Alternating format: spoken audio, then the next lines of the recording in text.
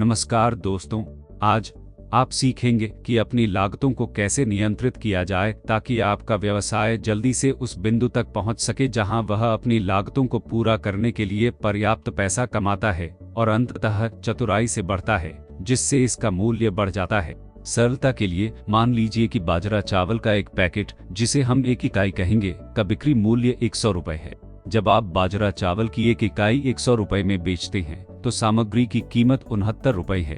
Bag और packing के लिए 1 रुपए और बाजरा चावल के परिवहन और वितरण के लिए अन्य 5 रुपए जोड़ें। इसके अलावा 3 रुपए विपणन और विज्ञापन में जाते हैं। इसलिए आपकी परिवर्तनीय लागत, जो आपके द्वारा बेचे जाने वाले बाजरे के रसों की संख्या के साथ बदलती है, बाजरे के चावल की प्रत्येक इकाई के लिए लगभग 78 रुपए है।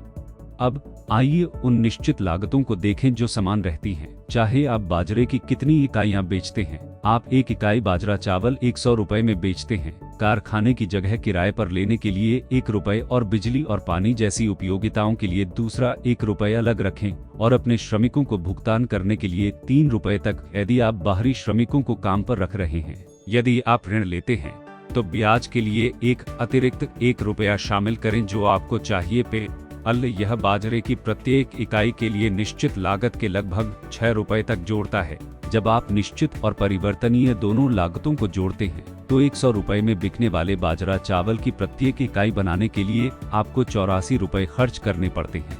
इसका मतलब है कि आप बाजरा चावल की प्रत्येक इकाई के लिए 16 रुपए का लाभ कमाते हैं। हालांकि आपको करों में 5 रुपए का भुगतान करना पड़ सकता है, इसलिए करों के बाद आपका लाभ लगभग 11 रुपए प्रति बाजरा चावल है। यह कहने का एक सरल तरीका है कि आपका शुद्ध लाभ मार्जिन 11% है। अब नियोजन भाग के लिए आपके पास 2 विकल्प हैं। या तो अपने लाभ का कुछ हिस्सा व्यवसाय में फिर से निवेश करें या अपने लिए पैसे का उपयोग करें। अपने लाभ का आधा, जो 5.5 रुपए है, स्टॉक जैसी चीजों के लिए व्यवसाय में वापस डालना बुद्धिमानी है। फिर आप बाकी 5.50 रुपए का उपयोग अपने या अन्य उद्देश्यों के लिए कर सकते हैं। जल्दी से लाभ कमाने के लिए अपनी निश्चित लागत को कम करने का प्रयास करें। बाजरा के रस बनाने के लिए जगह किराए पर लेने के बजाय अपने खुद के शेड का उपयोग करें। शुरुआत में परिवार के सदस्यों को श्रमिकों की लागत बचाने में आपकी मदद करने के लिए कहें। ऋण लेने के बजाय अपने पैसे का उपयोग करें या दोस्तों, परिवार और व्यावसायिक भागीदारों से मदद लें। इस तरह आपको नियमित ब्याज नहीं देना पड़ेगा। उन्हें एक निश्चित भुगतान के बजाय लाभ का एक हिस्सा दें। यदि आप इन लागतों को कम रखते हैं तो आप दूसरे महीने से लाभ कमाना शुरू कर सकते हैं। जब आपके ग्राहक आपके उत्पादों को पसंद करते हैं और आपका व्यवसाय बढ़ता है तो आपको इसे चलाने के लिए अधिक धन की आवश्यकता होगी। आपको अधिक सामग्री खरीदनी होगी, अधिक उत्पाद बनाने होंगे और तैयार माल और दुकानों के लिए क्रेडिट के लिए पर्याप्त पैसा होगा। यही वह जगह है जहां पर्याप्त कार्यशील पूंजी होना महत्वपूर्ण है।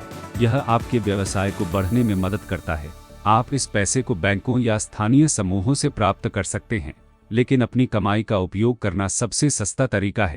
अपने मुनाफे का आधा हिस्सा व्यवसाय में रखने और फिर से निवेश करने से आप 2 काम करते हैं। आपके पास काम करने के लिए अधिक कार्यशील पूंजी है और आप अपने व्यवसाय के मूल्य को बढ़ाते हैं। जब आप पुनर्निवेश करते हैं तो आप बड़े ऑर्डर संभाल सकते हैं और अधिक स्टॉक रख सकते हैं। इससे अधिक व्यवसाय होता है और इसके परिणामस्वरूप आपके व्यवसाय का मूल्य बढ़ता है। आइए आगे देखते हैं। यदि आप दुकानों की संख्या बढ़ाना जारी रखते हैं तो पहले वर्ष के अंत में आपका व्यवसाय 45 लाख रुपए का हो सकता है। यदि आप दूसरे और तीसरे वर्ष में दोहरी पाली में काम करते हैं तो आपके व्यवसाय का मूल्य 2 करोड़ रुपए हो सकता है। जितना अधिक पैसा आप अपने व्यवसाय में वापस डालेंगे, उतना ही अधिक क्रेडिट आपको मिल सकता है। जितना अधिक आप बेच सकते हैं और आपका व्यावसायिक मूल्य उतना ही अधिक जाएगा। सभी 20 please like, share, subscribe to Vyapar coach channel.